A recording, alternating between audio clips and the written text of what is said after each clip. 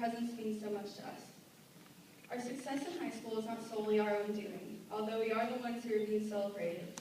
Many of you have made this day possible. So first, I would like to thank the teachers and staff who have made a lasting impression on this class and influenced us greatly.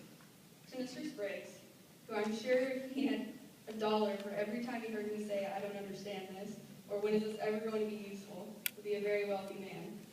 To Mrs. Miller, who not only accepted my 13-page research paper on One Direction, but gave me a 98 for it. To Mrs. Manuel, who didn't just teach kids to understand literature, but to also enjoy it, which, in our generation, isn't the easiest thing to do. To Mr. Kramer, who made me realize that I wanted to be an art teacher, and Mr. Bracken and Mrs. McDaniel, who made me realize that I probably shouldn't be a science teacher. Thank you to both Coach Ottens and Coach Show for making our senior year of athletics one to remember, and pushing us to do our best, not only on the field, but in the classroom. Thank you, Mrs. Kent, for being a great guidance counselor, but also for just being plain awesome. And you don't have to say it, Ms. Kent, we know we're your favorites. And of course, I'd like to say thank you to the best homeroom teacher the class of 2013 could possibly have, who has practically been a second mother to all of us. Without our support and desire to see us succeed, I doubt I would be standing here giving this speech right now. Thank you for your patience and your uplifting spirit. We love you, Ms. Locke. Lastly, thank you to our administration, Mr. Neal and Mr. LeJean.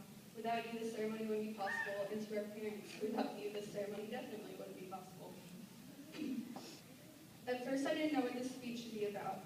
I thought I might present my arguments as to why the school should be renamed the Haley Moss Academy of Future Leaders of America. However, upon realizing that we wouldn't be receiving our diplomas until after the ceremony, I decided that wouldn't be such a good idea. My next thought was to simply present my class with some generic inspirational words, but honestly, how many of you, 20 years down the road, are going to be facing a hard time and think, "Hey, I remember when my class salutatorian told me to stay strong and follow my dreams. That's not such a bad idea." No, rather than bore you all with the usual, I want to share with you a few lyrics from a song by the band King. Lay down your load, because every day it's going to grow.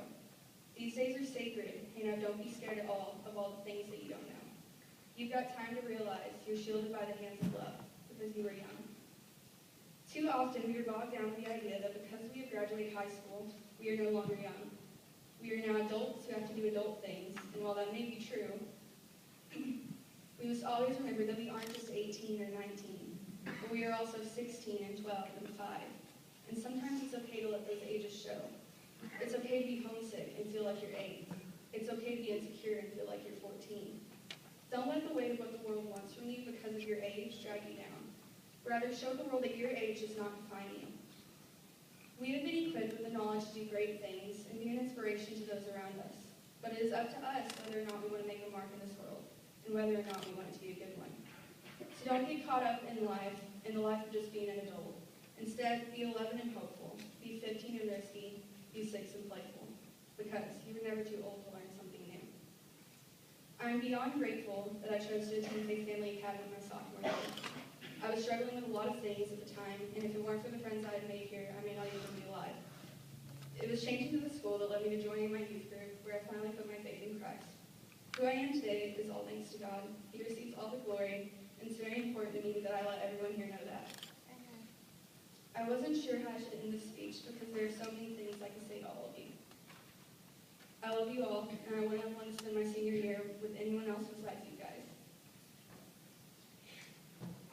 I feel that this quote sums up what I'd like to say perfectly, and I will leave you all with this. I just want you to know that I was in a bad place before I started high school, and you helped me.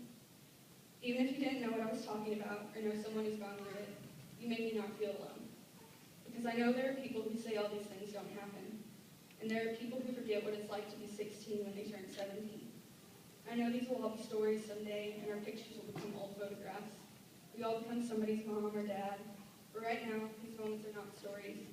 This is happening. I am here, and I can see it. This one moment when you know you're not a sad story. You are alive. And you stand up and see the lights on the buildings and everything that makes you wonder. And you're listening to that song on that drive with the people who you love most in this world. And in this moment, I swear we are infinite. Thank you.